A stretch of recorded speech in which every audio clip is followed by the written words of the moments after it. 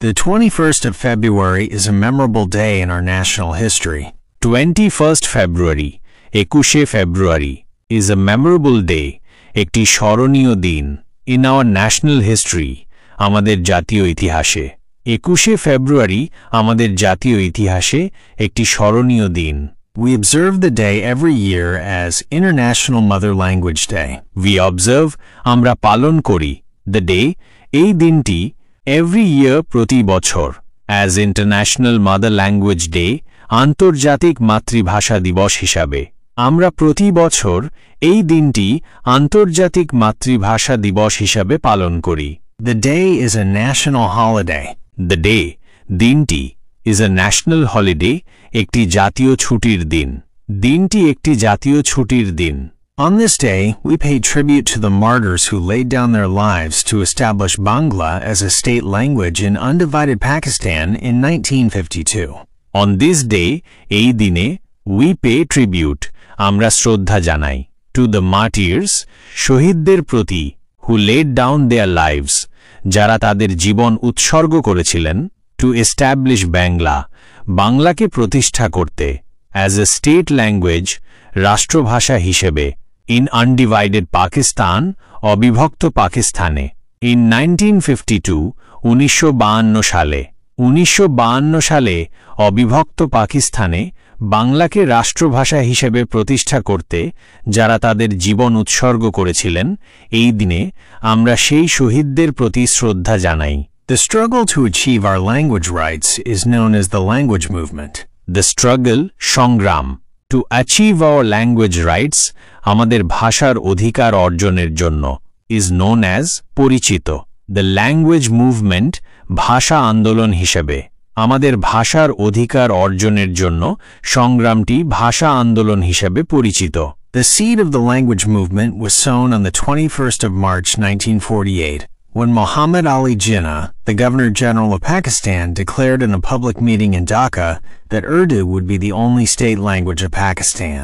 The seed of the language movement, ভাষা আন্দোলনের বীজ, was sown, বপন করা হয়েছিল, on 21st March 1948, 1948 সালের 21শে March, when Muhammad Ali Jinnah, the Governor-General of Pakistan, declared, যখন পাকিস্তানের গভর্নর জেনারেল মোহাম্মদ আলী জিন্নাহ ঘোষণা করেছিলেন, in a public meeting in Dhaka, ঢাকার একটি জনসভায়, that Urdu would be the only state language of Pakistan, যে উর্দু পাকিস্তানের একমাত্র রাষ্ট্রভাষা হবে।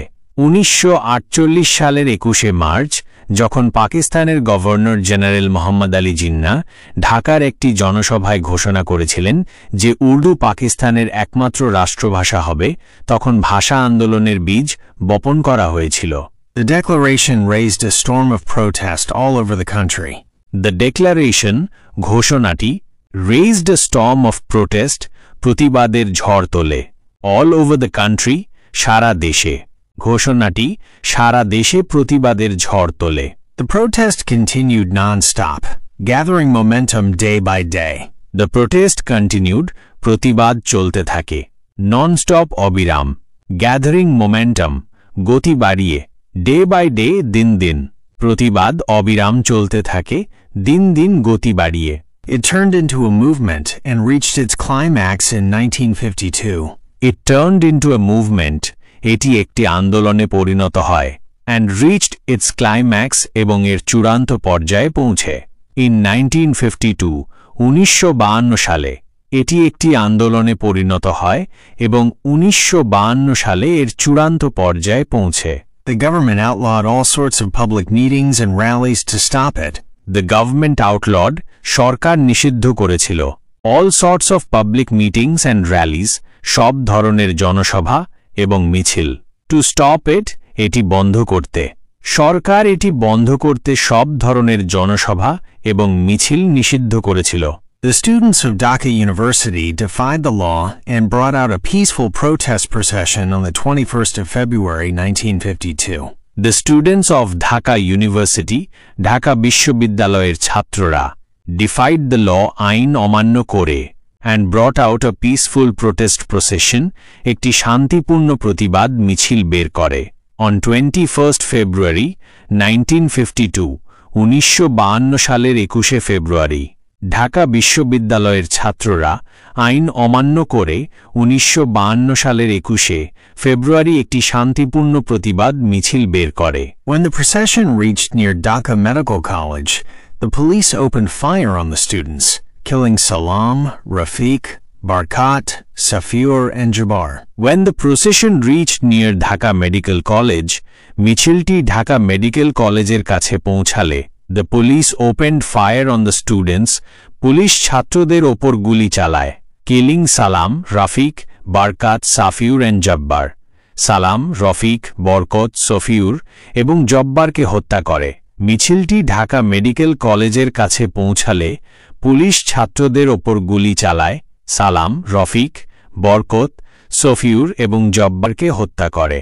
As a result, there were mass protests all over the country, and the government had to declare Bangla as a state language.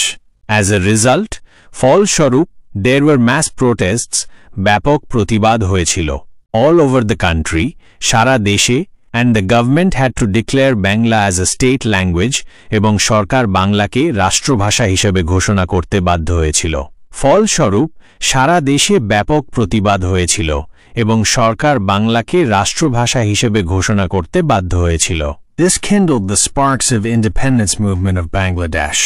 This kindled, এটি প্রজ্বলিত করেছিল, the sparks of independence movement, স্বাধীনতা আন্দোলনের স্ফুলিঙ্গ, of বাংলাদেশ। এটি বাংলাদেশের স্বাধীনতা আন্দোলনের স্ফুলিঙ্গ প্রজ্বলিত করেছিল।